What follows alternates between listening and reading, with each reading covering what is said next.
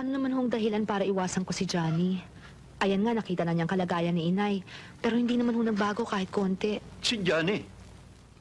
Pero meron siyang mga magulang. Ang wika mo Julio Abrigo ang kanyang ama? Oho. Ay, naku. Mata pobre yun. Hindi papayag yun na mahulog ang loob ni Johnny sa anak ng isang katulad ni Bina. Hindi naman ho nanliligaw sa akin si Johnny, Lo, Magkasama lamang kayo sa trabaho, magkadweto sa pagkanta. Hihintayin pa ba ninyong mahulog ang loob niyo sa isa't isa para matikman ninyo ang lupit ni Julio? Kilalang kilala niyo ho siya, Lo? Ning, laganap ang reputasyon ni Julio sa buong Maynila. Kapag inayawan ka niya, wala siyang pakialam kung sino man ang masasaktan.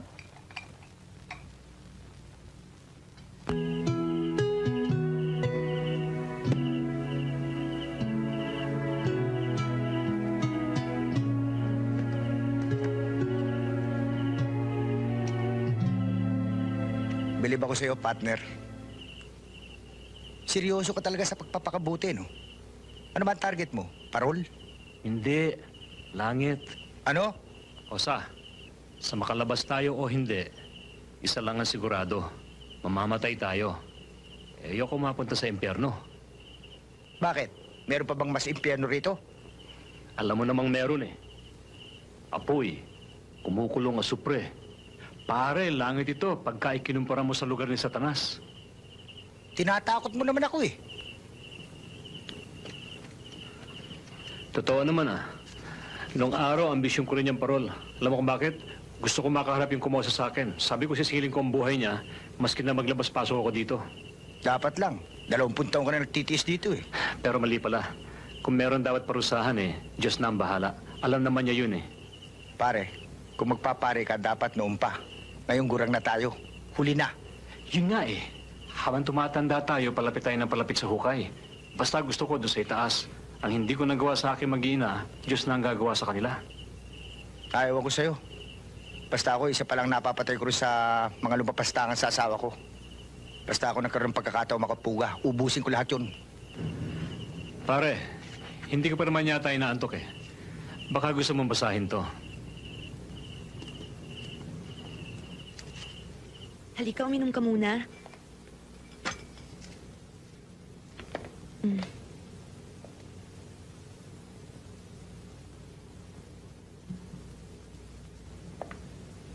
Bata pa ako.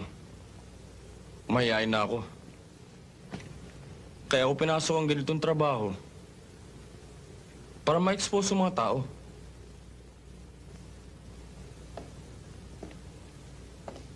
Nang makilala kita,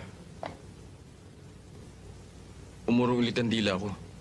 Baka isipin mo na, humingi ako ng kapalit sa mga tulong ko sa'yo. Pero hindi. Gusto talaga kita.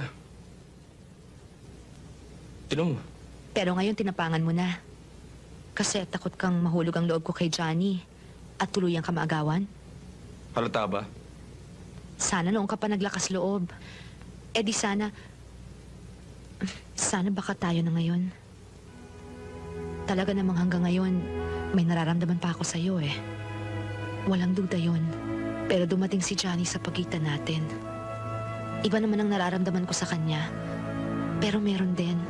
Kaya hindi muna kita masasagot. Kailangan sigurado muna ako sa aking sarili.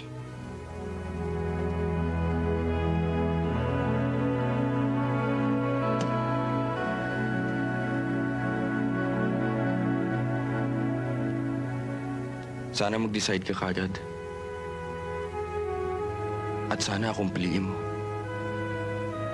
I need you, Sarah. I've never been so sure of anything in my life.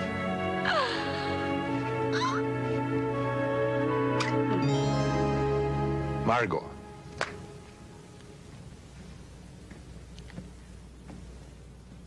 How nice of you to come. Thank you. Sit down. Alam kong ikaw ang dapat kong sadyain, pero ayokong makita tayo ng mami mo o ni Johnny. Dito, makakapag-usap tayo ng walang iniiwasan.